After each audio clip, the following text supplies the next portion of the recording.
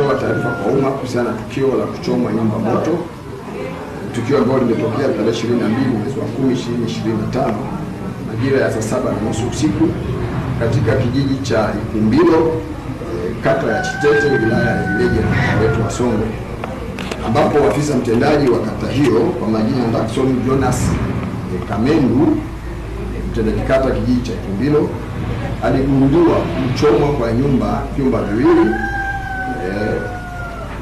inayomilikiwa na askari polisi mkaguzi wa polisi ambaye anafahamika kwa jina la Nsajigwa Mwajeka.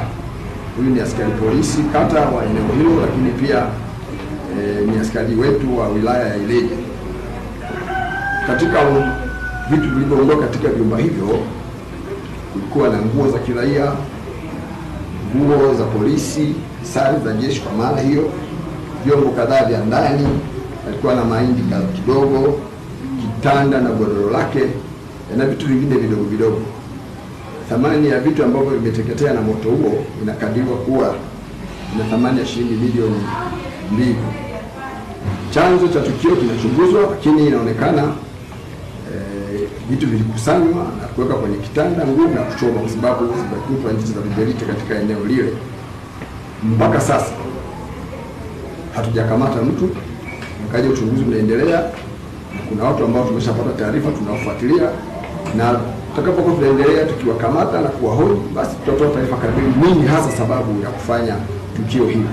Na tukio hili limefanyika wakati askari huyu akiwa kwenye kutekeleza kazi zake maalum usiku, na kazi alikuwa anazifanya, kwa hiyo hakuwepo nyumbani. Mbinu iliyotumika ni kuvunja mlango kwa kupiga teke au na kitu kizito na kutekeleza uhalifu huo.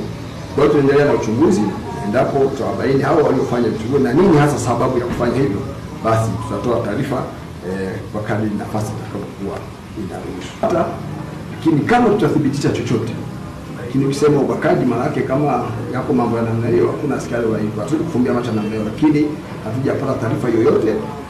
Askari wetu wa upelelezi wako huko kuchunguza, tuone chanzo hasa ni nini.